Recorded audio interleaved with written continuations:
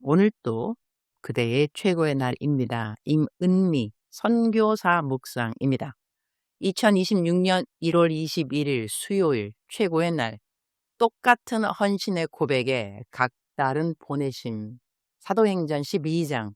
사모하는 마음이 있으면 그 일이 이루어지는 것이 가능할까?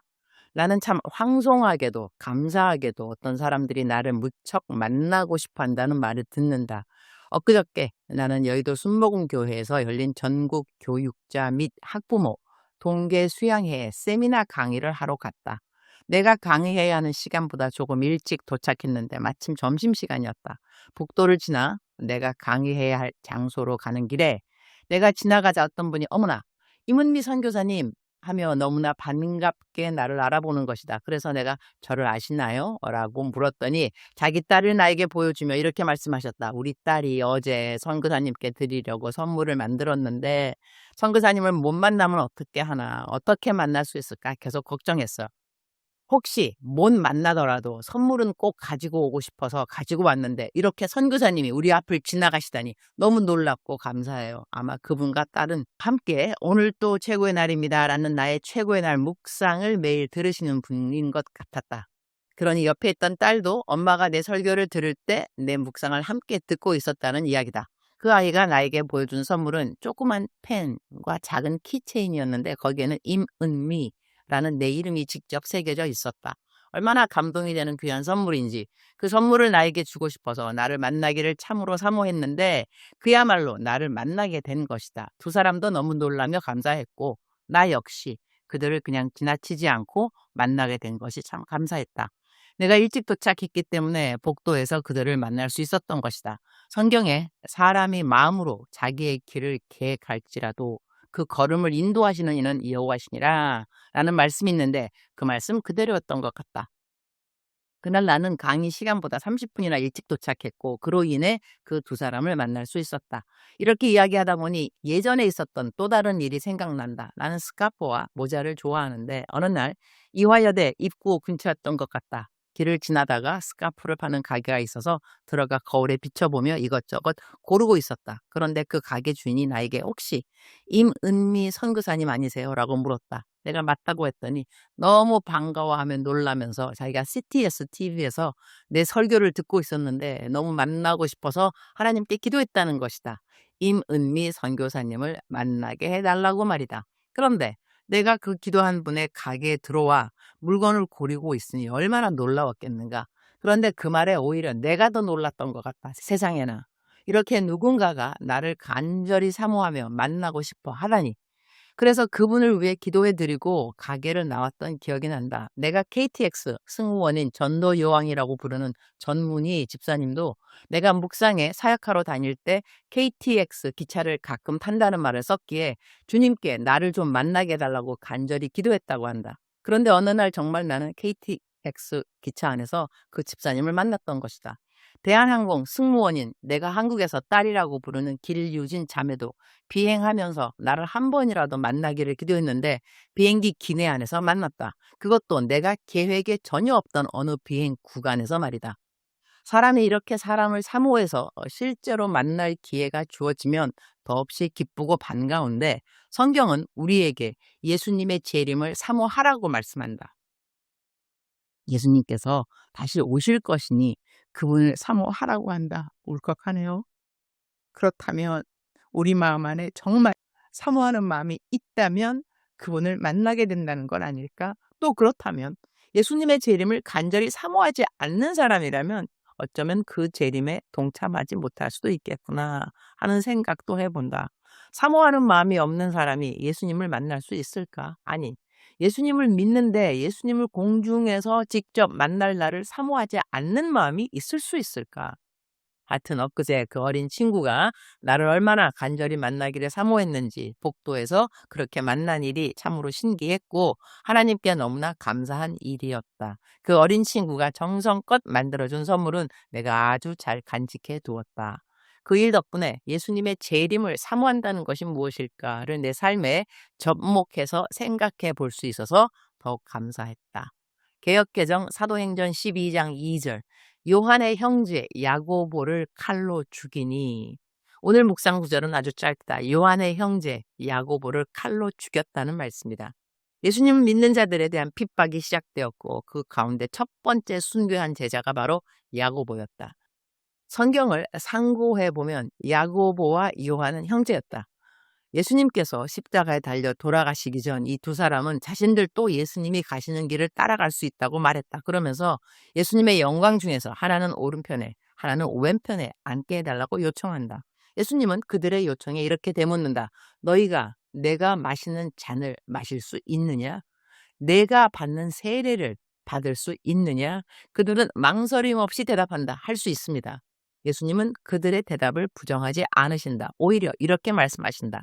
너희가 내가 마시는 잔을 마시게 될 것이다.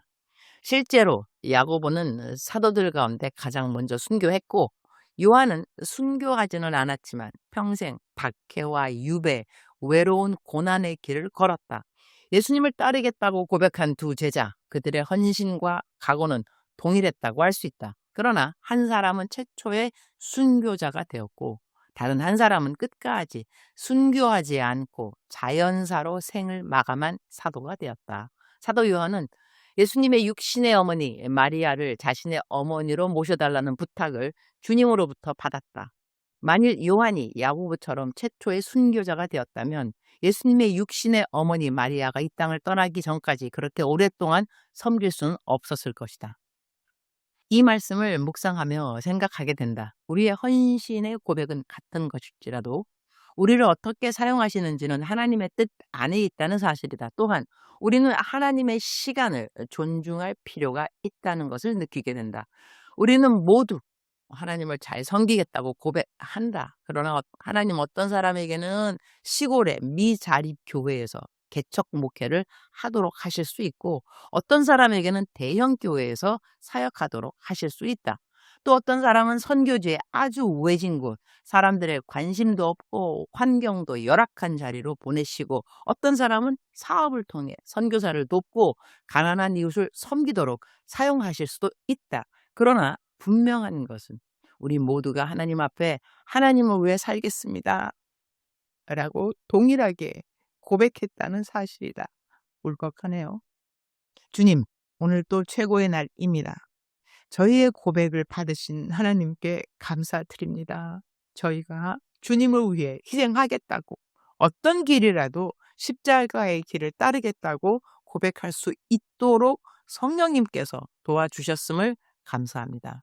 그러나 하나님께서 어떤 길로 저희를 인도하실는지는 아무도 알 수 없습니다. 저희는 내일을 알지 못합니다. 하지만 하나님께서는 저희가 하나님 앞에서 어떻게 신앙을 고백했는지를 기억하십니다. 그리고 그 고백을 따라 저희를 사용하시는 분이심을 믿습니다. 하나님께 저희의 인생을 맡깁니다. 저희의 장래를 맡깁니다. 저희의 재물을 맡깁니다. 저희의 건강을 맡깁니다. 저희의 시간을 맡깁니다. 그러니 주님의 뜻대로 저희를 사용하여 주옵소서. 어떻게 사용하시든지 간에 하나님의 기뻐하시는 뜻이 이루어지기를 기도합니다. 야고보는 첫 번째 순교자가 되게 하시고 요한은 마지막까지 살아 자연사하도록 하신 하나님의 계획이 있음을 믿습니다. 저희 뜻대로 되지 않는 일이 있다 하더라도 하나님의 뜻만이 오롯이 설 수 있도록 주님만을 위해 살겠다고 한 저희들의 기도가 흔들리지 않게 도와주시옵소서. 주님, 오늘은 멘토링 사역이 있습니다. 또 오늘은 평촌 드림교회에서 설교가 있습니다.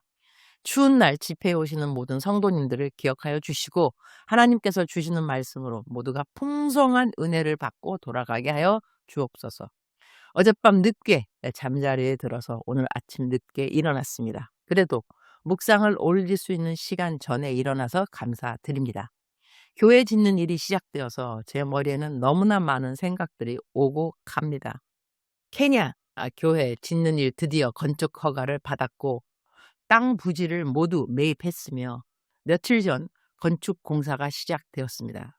불도저가 땅을 밀기 시작했습니다. 공사가 완전히 끝나는 그날까지 안전하게 진행되도록 지켜주시고 일하는 모든 인부들의 안전을 지켜주시고 화목하게 일하게 하시고 공사 감독하는 남편 빌 목사와 아들 킴 목사에게 지혜를 주시고 건축 헌금으로 모아진 모든 재정이 정확하고 지혜롭게 그리고 알뜰하게 사용되도록 주님 도와주시옵소서. 주님 사랑합니다. 주님 감사합니다. 오늘 또 우리 주님 저를 보시면서 하루 종일 기쁨을 넘어서 감동을 받으시면 참 좋겠습니다. 외우면 좋은 말씀. 마가복음 10장 39절 너희가 내가 마시는 잔을 마시고 내가 받는 세례를 받으리라. 작정서 점수 100점. 사랑하는 그대여, 사랑하는 그대여 출석 부르고 있습니다. 대답하셨나요? 사랑하는 나의 딸, 사랑하는 나의 아들, 너는 내가 이 땅에 다시 온다는 것을 믿느냐? 사모하기 전에 먼저 믿어야 하겠지? 내가 이 땅에 다시 온다는 것을 너는 믿느냐?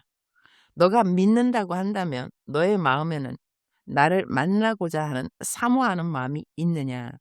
너에게 사모하는 마음이 없다면 내가 굳이 너를 만나야 할 이유는 없겠지? 너가 나를 사모하지 않는데 내가 왜 너를 만나야 하겠니? 너도 누군가가 너를 만나고 싶어하는 마음 없고 그리고 너를 만나는 그것을 사모하는 마음조차 없다 한다면 너는 그 사람을 만나고 싶겠니?